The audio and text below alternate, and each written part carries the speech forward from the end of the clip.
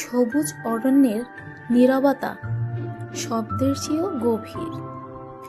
সেখানে দাঁড়ালে মনে হয় পৃথিবীর সমস্ত অস্থিরতা ধীরে ধীরে ঝরে পড়ছে, আর হৃদয় ভরে উঠেছে এক অদৃশ্য শান্তিতে।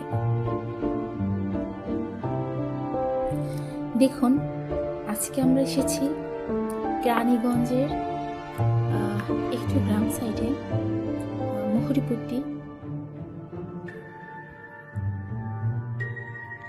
দেখুন, এখানে সুন্দর সুন্দর গাছ, সবুজের সমারোহ, আসলে দেখতে ভালোই লাগছে।